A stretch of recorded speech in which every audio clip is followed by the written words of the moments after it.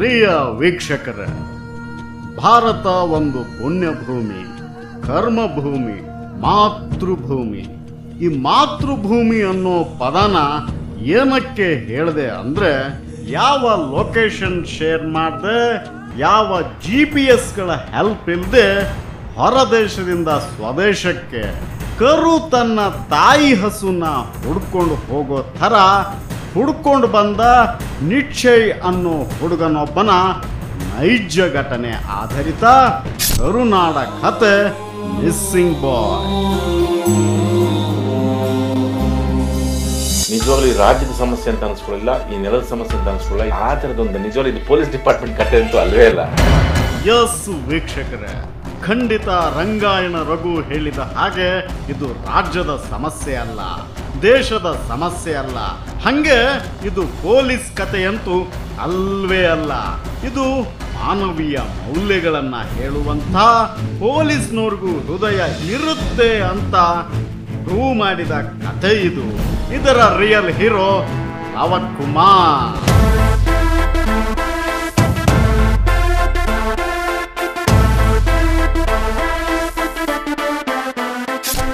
ಇಲ್ಲಿ ನೋಡಿ, ಹೀಗೆ ಮುಗ್ಧವಾಗಿ ನಗ್ತಾ ಕೂತಿರೋರೆ ಅಂದಿನ ಇನ್ಸ್ಪೆಕ್ಟರ್, ಇವತ್ತು ರಿಟೈರ್ಡ್ ಆಗಿರೋ ACP ಲವಕುಮಾರ್. ಬನ್ನಿ, ನಮ್ಮ ಸಿನಿಮಾದಲ್ಲಿ ಲವಕುಮಾರ್ ಕ್ಯಾರೆಕ್ಟರ್ ಮಾಡಿರೋ ರಂಗಾಯಣ ರಘುರವರು ಇವರನ್ನ ಮಾತನಾಡಿಸ್ತಾರೆ. ಅದೇನ್ ಮಾತಾಡ್ತಾರೋ ನೋಡೋಣ ಬನ್ನಿ. ಫಸ್ಟ್ ನಿಮ್ ತಲೆ ಒಳಗೆ ಸರ್ ಈ ತರ ಒಂದು ಕೇಸ್ ಬಂದಾಗ ಡಿಪಾರ್ಟ್ಮೆಂಟ್ ಅಂದ್ರೆ ಬೇರೆ ತರನೇ ಇರುತ್ತೆ. ಖಂಡಿತ ಖಂಡಿತ ಖಂಡಿತ. ಯಾಕಂದ್ರೆ ನೀವು ಹಂಗಿರ್ಲೂಬೇಕು, ಇರ್ಲೂಬಾರ್ದು. ಕರೆಕ್ಟ್ ಆಗಿ ಹೇಳಿದೆ. ಖಂಡಿತವಾಗಿ ನೀವು ಹೇಳ್ದಂಗೆ ಪೊಲೀಸ್ನಲ್ಲಿ ಈ ಥರ ಕಳ್ತನ ಹಿಡಿಯೋದು, ದರೋಡೆಕಾರನ ಹಿಡಿಯೋದು, ಮರ್ಡರ್ ಕೇಸ್ನ ಪತ್ತೆ ಮಾಡೋದು, ಈ ಥರ ಕೇಸ್ಗಳನ್ನೇ ಜಾಸ್ತಿ ಪೊಲೀಸರು ಸಿಕ್ಕುವಂಥದ್ದು ಇದೆಲ್ಲ. ಇದರಲ್ಲಿ ನನಗೆ ಅವನು ಕರೆಸಿಬಿಟ್ಟಿದ್ದಾನೆ, ಇವನ ಅಪ್ಪ ಅಮ್ಮ ಕಳ್ಕೊಂಡಿದ್ದಾನೆ, ಇವನಿಗೆ ಅಪ್ಪ ಅಮ್ಮನ ಹುಡುಕೊಡ್ಬೇಕು ಅಂತ ಹೇಳುವಾಗ ನಾವು ಇದರಲ್ಲಿ ಏನಿದು ತಂದೆ ತಾಯಿನ ಕಳ್ಕೊಂಡು 27 ವರ್ಷ ಆಗಿ ಬಂದಾನೆ ಹುಡುಗನಿಗೆ, ಇದರಲ್ಲಿ ಸೈಂಟಿಫಿಕ್ ಆಗಿ ಏನು ಮಾಡ್ಬೋದು ಅನ್ನೋದನ್ನೇ ಆ ದೃಷ್ಟಿಲೇ ಫಸ್ಟ್ ಹೊರಟೆ ನಾನು. ಜನ ಆಸ್ತಿ ಕಳ್ಕೊಂಡಾಗ, ಹಣ ಕಳ್ಕೊಂಡಾಗ, ಕೊನೆಗೆ ಮಾನ ಕಳ್ಕೊಂಡಾಗ್ಲೂ ಪೊಲೀಸ್ನವರ ಹತ್ರ ಹೋಗೋದು ಮಾಮೂಲು. ಆದರೆ ಯಾವುದೇ ಪ್ರೂಫ್ ಇಲ್ಲದೆ ವಿದೇಶದಿಂದ ಬಂದಿದ್ದ ನಿಶ್ಚಯ್ ತನ್ನ ತಾಯಿ ತಂದೆನ ಹುಡುಕೊಡಿ ಅಂತ ಕೇಳ್ಕೊಂಡಾಗ ಅವರಿಗೆ ಎದುರಾಯ್ತು ನಿಜವಾದ ಸವಾಲು. ಆದರೆ ಇಲ್ಲಿ ಮಾತಾಡ್ತಿದ್ದಾರಲ್ಲ ಲವಕುಮಾರ್, ಅವರೊಬ್ಬರಿಂದ ಇಡೀ ಪೊಲೀಸ್ ಡಿಪಾರ್ಟ್ಮೆಂಟ್ ಇವರ ಮೇಲೆ ಭಾರ ಹಾಕಿ ಕೈ ಕಟ್ಟಿ ಕೂತ್ಕೊಂಡ್ಬಿಟ್ರು. ಆಗ್ಲೇ ನೋಡಿ, ಒಬ್ಬ ಪೊಲೀಸ್ ಇನ್ಸ್ಪೆಕ್ಟರ್ ಸೈಂಟಿಸ್ಟ್ ಆಗಿತ್ತು. ವೈಜ್ಞಾನಿಕವಾಗಿ ಏನು ಮಾಡ್ಬೋದು ಅಂತಂತಂದ್ರೆ ಅವನೇನು ಊಟ ತಿನ್ನಿಸ್ತಾ ಇದ್ದ, ಮತ್ತು ಎಷ್ಟು ಗಂಟೆಗೆ ಅವನು ಬೆಂಗಳೂರು ಬಂದು ಸೇರಿದ, ಎಷ್ಟು ಗಂಟೆಗೆ ಹೊರಟ, ಈ ಥರ ಮೀಟರ್ ಗೇಜ್ ಕಾಲ ಅಲ್ವಾ. ಅದಕ್ಕೋಸ್ಕರ ನಾನಾಗಿ ಅದನ್ನ ಇಷ್ಟು ಗಂಟೆಯಲ್ಲಿ ಬಂದ ನಾ ಹೇಳೋದಕ್ಕಿಂತ ಒಬ್ಬ ಎಕ್ಸ್ಪರ್ಟ್ ಹೇಳಿ ಅಂದ್ಬಿಟ್ಟಿದ್ದಾನೆ. ರೈಲ್ವೆ ಸ್ಟೇಷನ್ಗೆ ಹೋಗಿ ಅಲ್ಲಿ ಸ್ಟೇಷನ್ ಮಾಸ್ಟರ್ಗೆ ಇಟ್ಕೊಂಡಿದ್ದಾನೆ. ಅವ್ರು ಪಾಪ ಭಾಳ ಒಳ್ಳೆಯವರು ಅಂದ್ಬಿಟ್ಟು ಪುಸ್ತಕನೇ ಎತ್ಕೊಂಡು ಮ್ಯಾಪೇ ತೆಗೆದಿಟ್ಕೊಂಡ್ಬಿಟ್ಟಿದ್ದಾನೆ. ನೋಡಿ ಸರ್, ಆವಾಗ ಒಂದು 40-40 ಕಿಲೋಮೀಟರ್ ವೇಗವಾಗಿ ಟ್ರೈನ್ಗಳು ಬರ್ತಾ ಇದ್ವು. ನನಗೆ ತಿಳಿದ ಮಟ್ಟಿಗೆ ಈತ ಊಟ ಅಪ್ಪನಿಗೆ ತಗೊಂಡು ಹೋಗಿದ್ದಾನೆ, ಮಾರನೇ ದಿವಸ ಬೆಳಿಗ್ಗೆ ಬೆಂಗಳೂರು ಬಂದು ಸೇರಿದ್ದೀನಿ ಅಂತ ಹೇಳ್ತಿರೋದು ನೋಡ್ದ ಅಂತ ಹೇಳಿದ್ರೆ, ಅವನು ಒಂದು ಲೆಕ್ಕ ಹಾಕಿದರೆ 18 ಗಂಟೆ ಪ್ರಯಾಣ ಮಾಡಿದ್ದಾನೆ.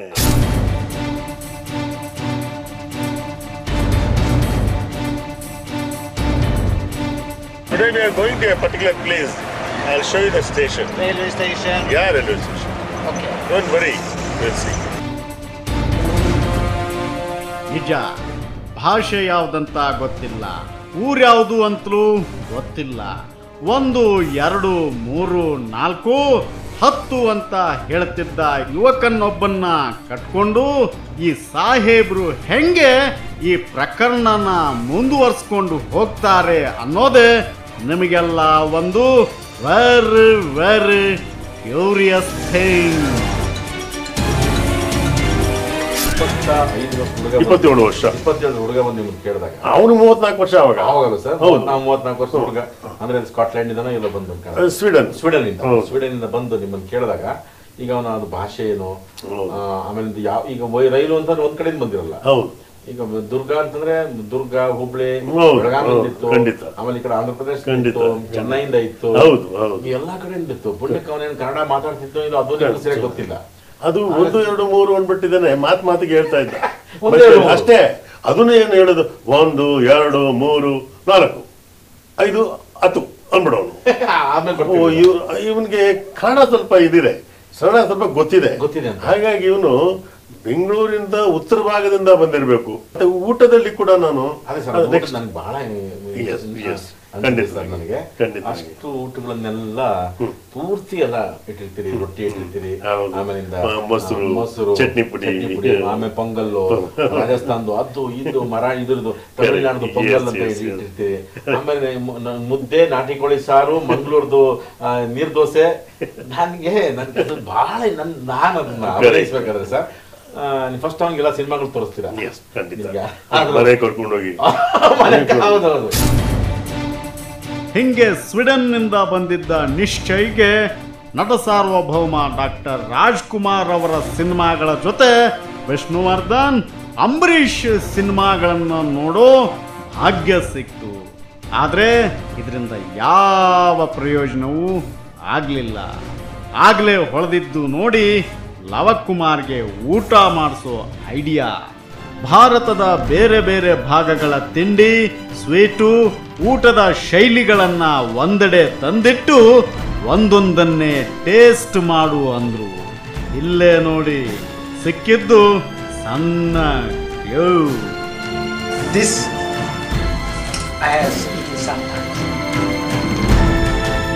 ಸಿನಿಮಾ ತೋರಿಸ್ಬಿಟ್ಟು ನಡಿಯಪ್ಪ ಆಯ್ತು ನಾಷ್ಟ ಮಾಡ್ಕೊಂಡು ಹಂಗೆ ಹೋಗ್ಬೇಕಂದ್ರೆ ನಮ್ಮ ಮನೆ ಹತ್ರ ಒಂದು ಬಿಲ್ಡಿಂಗ್ ಕನ್ಸ್ಟ್ರಕ್ಷನ್ ನಡೀತಾ ಇತ್ತು. ಕನ್ಸ್ಟ್ರಕ್ಷನ್ ನಡೀತಾ ಇತ್ತು. ಒಬ್ಬ ಇಟ್ಟಿಗೆ ತೆಗೆದ ಮೇಲೆ ಹಾಕ್ತಿದ್ದ, ನಾವು ಇನ್ನೊಬ್ಬ ಇಟ್ಟಿಗೆ ಇಟ್ಕೊಳ್ತಿದ್ದ, ಹಂಗೆ ಪಾಸ್ ಆನ್ ಮಾಡ್ತಾ ಇದ್ದ. ಸ್ಟಾಪ್ ಫಾರ್ ಎ ವೈಲ್ ಅಂದ್ರು. ಅವ್ನು ಇಂಗ್ಲೀಷ್ ಸರಿಯಾಗಿ ಮಾತಾಡಕ್ಕೆ ಬರ್ತಿಲ್ಲ ಅವ್ನಿಗೆ, ಜನತನಿಗೆ ಫ್ರೀಡಮ್. ಹಾಗಾಗಿ my dad was wearing this kind of A dress. ಅದು ಏನು ಅಂತ ನೋಡಿದ್ರೆ ಅದು ಈ ಹುಬ್ಳಿ ಧಾರವಾಡ ಕಡೆಯವರು ಬನೀನ್ ಹಾಕ್ತಾರೆ ನೋಡಿ. ಆ ಬನೀನ್ ಬಂದು ಬಟ್ಟೆ ಹೊಲ್ದಿರೋದು, ಕಚ್ಚೆ ಹಾಕ್ಬಿಟ್ಟಿದ್ದಾನೆ. ಮೇಲ್ಗಡೆ ಬಿಳಿದೊಂದು ಕಂದು ಬಣ್ಣ ಆಗಿರ್ತದೆ, ಕಂದು ಬಣ್ಣ ಆಗಿದೆ, ಈ ಕಡೆ ಹಿಂಗ್ ಪಾಕೆಟ್. ಅದನ್ನ ತೋರಿಸ್ಬಿಟ್ಟಿದ್ದಾನೆ. ಈ was wearing this kind of dress ಅಂತ ನನಗೆ ಹೇಳ್ದ. ನಿಮ್ಗೆ ಅಲ್ಲೊಂದು ಕನ್ಫರ್ಮೇಶನ್ ಬಂತು. ಈ ಕಡೆ ಉತ್ತರ ಕರ್ನಾಟಕ ಬಂದಿರೋದು ಯಾವ ಇಲ್ಲ correct. Mister Rangayana Raghu raised an very interesting question here. ಹೌದು, ರೊಟ್ಟಿ ತಿಂದು ಉತ್ತರ ಕರ್ನಾಟಕ ಅಂತೇನೋ ಗೊತ್ತಾಯಿತು. ಆದರೆ ಬರೋಬ್ಬರಿ ಬೀದರ್ನಿಂದ ಬಾಗಲಕೋಟೆ ತನಕ, ಬಿಜಾಪುರದಿಂದ ಬೆಳಗಾಂ ತನಕ ಹಬ್ಕೊಂಡಿರೋ ನಮ್ಮ ಹೆಮ್ಮೆಯ ಗಂಡು ಮೆಟ್ಟಿದ ನಾಡು ಉತ್ತರ ಕರ್ನಾಟಕದ ಯಾವ ಭಾಗದಲ್ಲಿ ಅಂತ ಹುಡುಕೋದು. ಅಲ್ಲಿಗೆ ಇದೊಂದು ಯಕ್ಷ ಪ್ರಶ್ನೆ ಆಗಿತ್ತು.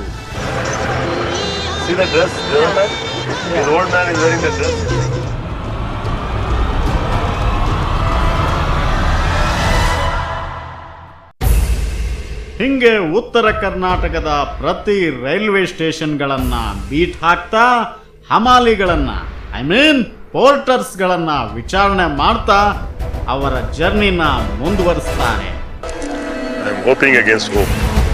ಅಸಲಿಗೆ ಅವರ ಜರ್ನಿ ಹೇಗಿತ್ತು ಅಂತ ಒಂದು ಬ್ರೇಕ್ ನಂತರ ನೋಡೋಣ.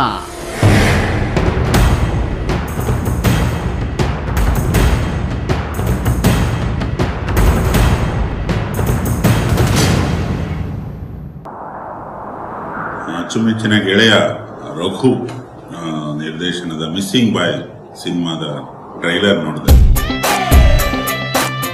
ಒಂದು ಅದ್ಭುತ ಪ್ರಯತ್ನ. ಟೈಟ್ಲೇ ಮಜವಾಗಿದೆ, ಕ್ಯೂರಿಯಸ್ ಆಗಿದೆ. ಮಿಸ್ಸಿಂಗ್ ಬಾಯ್. ತಾಯಿನ ಕಳ್ಕೊಂಡವನು ತಾಯಿನ ಹುಡುಕೋ ಕಥೆ ಅನ್ನೋ ಥರದ ಒಂದು ಗ್ಲಿಂಪ್ಸ್ ಇದೆ ಈ ಟ್ರೈಲರ್ ಅಲ್ಲಿ. ನನ್ನ ಜಗವೇ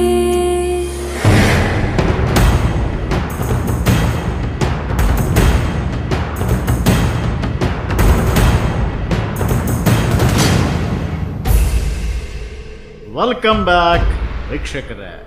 ಲಾಟ್ರಿ ಹೊಡಿಬೇಕಂದ್ರೂ ಮಚ್ಚೆ ಇರಬೇಕು, ಸಿನಿಮಾ ಓಡಬೇಕಂದ್ರೂ ಮಚ್ಚೆ ಇರಬೇಕು, ಹಂಗೆ ಇಲ್ಲಿ ಹೆತ್ತೋರು ಸಿಗಬೇಕಂದ್ರೂ ಮಚ್ಚೆ ಇರಬೇಕು. ಆದರೆ ಈ ಮಚ್ಚೆನೇ ವಿಲನ್ ಆಗಿ ಹೋಯ್ತು ನಮ್ಮ ಮಿಸ್ಸಿಂಗ್ ಬಾಯ್ಗೆ.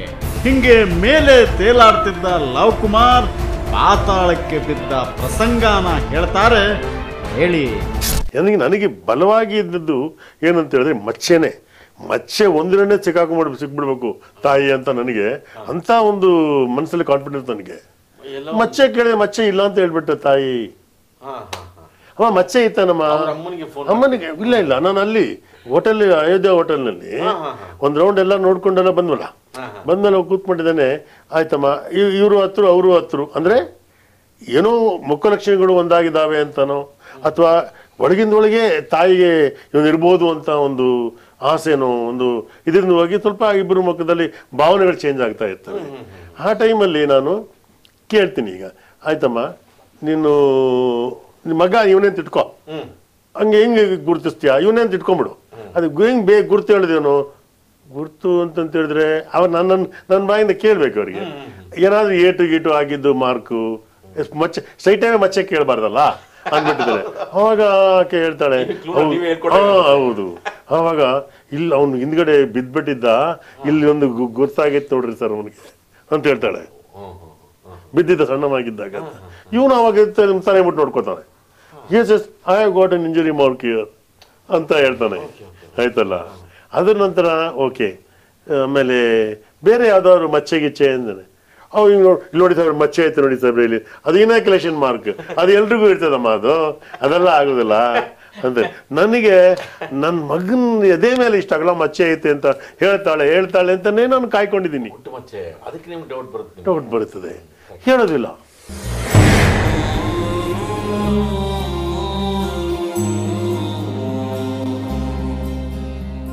ಜೋಪಾನ ಜೋಪಾನ ನನ್ನ ಮಗುವೇ, ನೀತಾನೆ ನೀತಾನೆ ನನ್ನ ಜಗವೇ. Take care of them. Not necessary that you should be with them only. Not necessary. I should live with my parents and take care of them. Isn't it? ಹೌದು, ಭಾವನೆಯಿಂದ ಭಾಷೆಗೆ, ಭಾಷೆಯಿಂದ ಬಟ್ಟೆಗೆ ಒಂದೊಂದೇ ಲಿಂಕ್ ಇನ್ಸ್ಪೆಕ್ಟರ್ ಲವಕುಮಾರ್ ಅವರಿಗೆ ಸಿಗ್ತಾ ಹೋಯ್ತು. ಇಲ್ಲೊಂದು ತಮಾಷೆ ನೋಡಿ ವೀಕ್ಷಕರೇ, ಪೊಲೀಸ್ನವ್ರಿಗೇನೆ ಹೊಳಿದಿರೋ ಒಂದು ವಿಷಯನ ಅನಾಮಿಕ ವ್ಯಕ್ತಿಯೊಬ್ಬ ದೇವರು ಬಂದಂಗೆ ಬಂದು ಲವ್ ಕುಮಾರ್ ಅವರಿಗೆ ಹೇಳಿ ಹೋದ. ಪ್ರತಿಯೊಂದು ಎಂಡ್ ಕೂಡ ಮತ್ತೊಂದು ಸ್ಟಾರ್ಟ್ಗೆ ನಾಂದಿ ಆಗುತ್ತೆ. ಹಂಗೆ ಇಲ್ಲೂ ಕೂಡ ಡೆಡ್ ಎಂಡ್ಗೆ ಬಂದಿದ್ದ ಪ್ರಕರಣ ಮತ್ತೊಂದು ತಿರುವು ಪಡೆದುಕೊಂಡಿತ್ತು. ಒಂದು ಸಣ್ಣ ಕಿಂಡಿ ಇಡೀ ಪ್ರಕರಣಕ್ಕೊಂದು ಒಂಡಿಯಾಗಿ ಕನ್ವರ್ಟ್ ಆಯಿತು. ನಿನ್ಗೆ ಇಷ್ಟು ದೊಡ್ಡ ಮಚ್ಚೆ ಇದೆ, ನಮ್ ಇಂಡಿಯನ್ಸ್ ಏನಂತೀವಿ ಗೊತ್ತಾ, ಮಚ್ಚೆ ದೊಡ್ಡದಂದ್ರೆ ಬಹಳ ಲಕ್ಕಿ ಪರ್ಸನ್. ಅದಕ್ಕೆ ನನ್ನ ಮನೆ ನೀನ್ ಸ್ವೀಡನ್ ಅಲ್ಲಿ ಇದ್ದೀಯಾ, ನಾವ್ ಇಲ್ಲೇ ಕೂತ್ಕೊಂಡಿದ್ದೀವಿ. ಹೌದು, ಮನೆಯಿಂದ ಊಟ ನಾಷ್ಟ ಮಾಡಿಸಿ ಅವನಿಗೆ ರಸ್ತೆಯಲ್ಲಿ ಹೋಗುವಾಗ ಈ ನಮ್ಮ ಅಪ್ಪ ಇದೇ ಬಟ್ಟೆ ಹಾಕೊಂಡಿದ್ದ ಹಾಗೆ ಹೀಗೆ ಅಂತ ಹೇಳಿದ್ನಲ್ಲ, ಇದು ಆ ಕ್ಷಣಕ್ಕೆ ನನ್ನ ತಲೆಗೆ ಹೋಗಿದ್ದು ಹೊರತು ಹುಬ್ಳಿದಾಗ ಹೋದ್ವಲ್ಲ ಅದನ್ನ ಮರ್ತ್ಬಿಟ್ಟಿದ್ದೀನಿ ನಾನು ಕೆಂಪಂಗಿ ಹಾಕೊಂಡಿರೋ ಪೋಟ್ರಿಗೆ ಹುಡ್ಕೊಂಡು ಹೋಗ್ತಾ ಇದ್ದೀನಿ. ಇವಾಗ ಈಗಿರೋ ಯೂನಿಫಾರ್ಮ್ ಅದು. ಹೌದು, ಈಗಿರೋ ಯೂನಿಫಾರ್ಮ್ ಅದು ಹುಡ್ಕೊಂಡು ಹೋಗ್ತಾ ಇದ್ದೀನಿ. ಅವಾಗ ಒಬ್ಬ ಲಾಸ್ಟ್ ಪೋಟ್ರು ಅವತ್ತು ಮುಗೀತಪ್ಪ, 9 ಗಂಟೆ ಮುಗೀತು, ಹೋಗಿ ರೆಸ್ಟ್ ತಗೊಂಡು ನಾಳೆ ನೋಡೋಣ ಅಂತ ಹೇಳುವಾಗ ಒಬ್ಬ ಪೋಟ್ರು ಬರ್ತಾ ಇರ್ತಾನೆ ನನಗೆ. ಯಜಮಾನ್ರೆ ಅಂತ ಬಂದು ಈ ತರ ಈ ಹುಡುಗನಿಗೆ ಅಪ್ಪ ಅಮ್ಮ ಹುಡ್ಕಕ್ ಬಂದಿದ್ದೀನಿ, ಅವ್ರಪ್ಪ ಪೋಟ್ರ್ ಆಗಿದ್ದಂತ ಅವನು, ಇವನು ಬೇರೆ ದೇಶದಲ್ಲಿ ಇದ್ದಾನೆ. ಆ ಪೋಟ್ರ್ ಎಲ್ಲ ಕೇಳ್ಕೊಂಡ್ಬಂದು ಯಾರು ನಮ್ಮಪ್ಪ ನಾವು ಯಾವ ಮಗನ ಕಳ್ಕೊಂಡಿಲ್ಲ ಅಂತ ಹೇಳ್ತಾ ಇದ್ದಾರೆ. ಏನ್ ಮಾಡೋದು ಗೊತ್ತಾಗ್ತಲ್ಲ, ನಿಮ್ಗೆ ಲಾಸ್ಟ್ ಸಿಕ್ಕಿದೆ, ನಿಮ್ಗೆ ಕೇಳ್ಬಿಟ್ಟು ಹೋಗೋಣ ನಿಮಗೆ ಕೇಳಿದೆ ಅಂತ ಹೇಳಿದೆ. 1 ನಿಮಿಷ ಹಿಂಗೆ ಯೋಚನೆ ಮಾಡ್ಬಿಟ್ಟಿದೆ. ಸಾಹೇಬ್ರೆ, ನೀವು ನನ್ನಂಗೆ ಕೆಂಪಂಗಿ ತೊಟ್ಕೊಂಡಿರೋನ್ನ ಕೇಳಿದ್ರಲ್ರಿ? ಹೌದು, ಅದನ್ನೇ ಕೇಳಿದೆ. ಅವ್ರನ್ನೇ ಕೇಳ್ಕೊಂಡು ಇಲ್ಲಿಂದ ಗೋವಾ ತನಕ ಕೇಳಿದೆ, ಇಲ್ಲಿಂದ ಅವೇರಿ ತನಕ ಕೇಳಿದೆ. ಸಾಹೇಬ್ರೆ, ನೀವು ಈ ಗುಡ್ಸ್ ರೆಡ್ ಅಲ್ಲಿ ಇರ್ತಾರಲ್ಲ ಪೋಟ್ರು, ಅವ್ರು ಕೇಳಿದ್ರೇನ? ಹೊಸದೊಂದು ಗುಡ್ ಶೆಡ್ ಪೋಟ್ರು, ಗುಡ್ ಶೆಡ್ ಪೋಟ್ರು ಕೇಳಿಲ್ಲ ಅಂದ್ರೆ ಗೂಡ್ ಶೆಡ್ ಪೋಟ್ರು ಸಾಹೇಬ್ರೆ ಯಾರು ಕೇಳ್ಬೇಕಂತ ಪೋಟ್ರು ಅಂದ್ರೆ ಬರೀ ಕೆಂಪಂಗಿ ಹಾಕಿದಾರೆ ಮಾತ್ರ ಏನೋ ಪೋಟ್ರು ಬೇರೆ ಇರ್ತಾರೆ. ಓ ಇದೆಲ್ಲ ನಮ್ಗೆ ಗೊತ್ತಿಲ್ಲಲ್ಲ. ಅದು ಗೂಡ್ ಶೆಡ್ ಎಲ್ಲ ಐತಿಲ್ಲ, ಈ ಬಾಜುಕೆ ಐತ್ರಿ, ಇದ್ರ ಬಾಜುಕೆ ಇರೋದಲ್ಲೇ ಗೂಡ್ ಶೆಡ್ ಐತೆ ಅಂತ ಹೇಳಿದ್ರು. ಬನ್ನಿ ಹೋಗ ಇತ್ತೊಂದು 9 ಗಂಟೆಗೆ ಯಾರು ಇರ್ತಾರೆ ಸಾಹೇಬ್ರ, ನಾಳೆ ಬೆಳಗ್ಗೆ 9 ಗಂಟೆಗೆ ಬರ್ರಿ ಆಯ್ತಾ. ನೀವು ಬರ್ತೀರಾ? ನಾನು ಬರ್ತೀನಿ, ನಾನು ತೋರ್ಸ್ಕೊಡ್ತೀನಿ, ಬರ್ರಿ ಹೋಗೋಣ ಒಟ್ಟಿಗೆ ಹೋಗಿ ಕುಡ್ಕೊಂಡು. ಬೆಳಗ್ಗೆ 9 ಗಂಟೆಗೆ ಬರ್ತೀವಿ. 9 ಆಯ್ತು, ಅಪ್ಪ ಬರ್ಲಿಲ್ಲ, ಬರ್ಲಿಲ್ಲ. ನನಗೆ ಇದೇನೆ ಇವತ್ತಿಗೂ ನನಗೆ ಅವ್ನು ದೇವ್ರು ಬಂದಂಗೆ ಬಂದ್ಬಿಟ್ಟು ನಾನು ದಾರಿ ತೋರಿಸ್ಬಿಟ್ಟು ಅದು ಕವನ ಹೊಡೆದಂಗೆ, ಅದು ನೋಡ್ದು ಇನ್ನೊಂದು ದಾರಿ ತೋರಿಸ್ಕೊಂಡು ಮನುಷ್ಯ ಎಂಡು ಗೋಡೆ ಸಿಕ್ತಪ್ಪ ಏನಿಲ್ಲ ಸ್ವಲ್ಪ ನೋಡಿ ಆ ಕಡೆ ನೋಡ್ರಿ ಅಂತ ಆಯ್ತು, ಗಂಡ ದಾರಿ ನೋಡ್ರಿ. ಸರಿ ಸರಿ ಅಂತ ಬೆಳಿಗ್ಗೆ 9 ಗಂಟೆಗೆ ಅರ್ಧ ಗಂಟೆ ಕಾದ್ವಿ. ಆಮೇಲೆ ಗೂಡ್ ಶೆಡ್ ಅಲ್ಲೇ ಇದು ಪಕ್ಕದಲ್ಲೇ ಇದೆ ಅದು. ನಾವೇ ಹುಡ್ಕೊಂಡು ಓ ಇದೇ ಪ್ರಯಾಣ ಏನ್ ಮಾಡಿದ್ವಿ, ವಯಸ್ಸಾದವ್ರು ಹುಡ್ಕೊಂಡು ಹೋಗೋದು. ಅಲ್ಲೇನು ಗೂಡ್ ಶೆಡ್ ಅಲ್ಲಿ ಒಂದು 30-35 ಜನ ಕೂಲಿಗಳಿದ್ರು, ಪೋಟ್ರುಗಳಿದ್ರು. ಅದೇ ಈ ಡ್ರೆಸ್ ಇಲ್ಲಿ ತೋರಿಸಿದ್ನಲ್ಲ, ಇಟ್ಟಿಗೆ ಬಿಸಾಕ್ತಿದ್ದು ಮನೆ ಕಟ್ಟೋನು, ಅಲ್ಲಿ ಸೆಕೆಗೆ ಸಂಬಂಧಪಟ್ಟ ಸೂರ್ಯನಿಗೆ ತಂಪು ಮಿಸ್ಸಿಂಗ್, ಚಂದ್ರನಿಗೆ ಬಿಸಿಲು ಮಿಸ್ಸಿಂಗ್, ಮನಸ್ಸಲ್ಲಿ ಮೌನ missing. Again coming back to cinema. Reel ನಲ್ಲಿ ಲವಕುಮಾರ್ ಪಾತ್ರನ ಮಾಡಿರೋ ರಘುರವರು ತಮ್ಮ ಅನುಭವವನ್ನ ಹೇಳ್ಕೊತಾರೆ. ಇದಕ್ಕೆ ರಿಯಲ್ ಲವಕುಮಾರ್ ಹೇಗೆ ರಿಯಾಕ್ಟ್ ಮಾಡ್ತಾರೆ, ಯು ಮಸ್ಟ್ ವಾಚ್ ಇಟ್.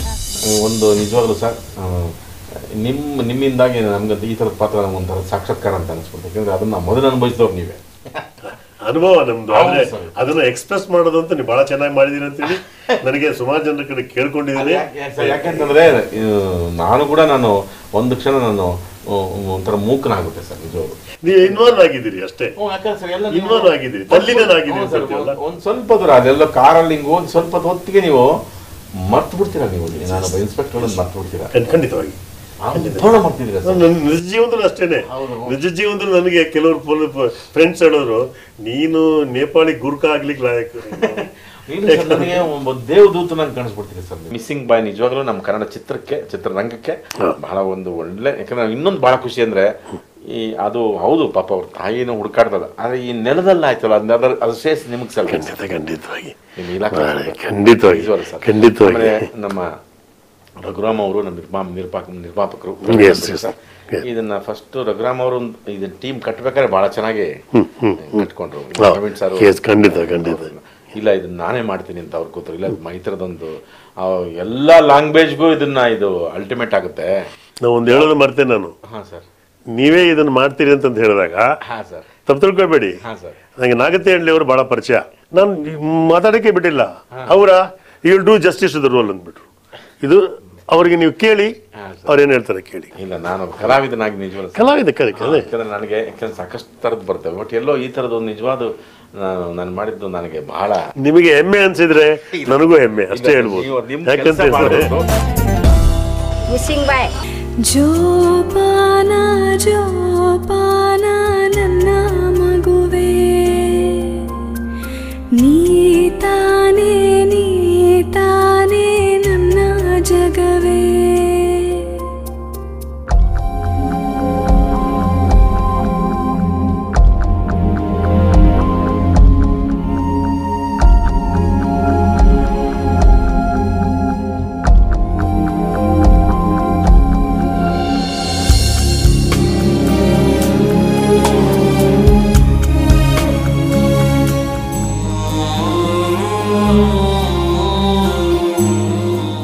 ಚಿತ್ರರಂಗದಲ್ಲಿ ಕ್ರೂ, ಮುಖ್ಯವಾಗಿ ರಂಗಾಯಣ ರಘು ಅವರಿಗೆ ನನ್ನ ಪಾತ್ರವನ್ನು ಅದನ್ನು ಪ್ರತಿಬಿಂಬಿಸಿದಂಥ ರಂಗಾಯಣ ರಘು ಅವರಿಗೆ, ನಮ್ಮ ಪ್ರೊಡ್ಯೂಸರ್ ಪ್ರವೀಣ್ ಅವರಿಗೆ, ರಘು ಅವರಿಗೆ, ಕ್ಯಾಮರಾಮನ್ ಎಲ್ಲರೂ ಚೆನ್ನಾಗಿ ಮಾಡಿದ್ದಾರೆ ಅನ್ನೋದನ್ನು ಕೇಳ್ಪಟ್ಟು ತಿಳ್ಕೊಂಡಿದ್ದೀನಿ ನಾನು.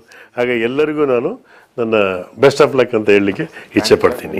ನಾವು ಪ್ರೇಕ್ಷಕರಲ್ಲೂ ಮತ್ತು ಅದಕ್ಕೆ ಕೇಳ್ಕೊಳ್ಳೋದು, ನೀವು ಇದನ್ನು ಮಿಸ್ ಮಾಡ್ಕೊಳ್ಬೇಡಿ, ನೋಡಿ. ಯಾಕೆಂತಂದರೆ ನೀವು ಕತೆ ಹೇಳ್ಬೇಕಾದ್ರೆ ಇಷ್ಟೊಂದು ಸ್ವಾರಸ್ಯಕರವಾಗಿದೆ, ಇಂಟ್ರೆಸ್ಟಿಂಗ್ ಆಗಿದೆ. ನಿಜವಾಗ್ಲೂ ನೀವು ನೋಡಿದ್ಮೇಲೆ ನಿಜವಾಗ್ಲೂ ಅನಿಸುತ್ತೆ ಇದು ಈ ಸಣ್ಣ ವಿಚಾರ ಅಲ್ಲ ಅಂತ ಅನ್ಸುತ್ತೆ. ತಾಯಿಗೋಸ್ಕರ ಕಳ್ಕೊಂಡಿದ್ದು ತಾಯಿ, ಅದನ್ನು ನಿಜವಾಗ್ಲೂ ಮಾಡಿದ್ರು sir. Sir thank you sir. Thank you sir. ವೀಕ್ಷಕರ, ಇಷ್ಟೊತ್ತು ಈ ಎಪಿಸೋಡ್ನ ನೋಡಿ ಖುಷಿ ಪಟ್ಟಿದ್ದೀರಿ ಅನ್ಕೋತೀನಿ. ಮಿಸ್ಸಿಂಗ್ ಬಾಯ್ ಚಿತ್ರ ಮಾರ್ಚ್ 22ರಂದು ತೆರೆ ಕಾಣಲಿದೆ.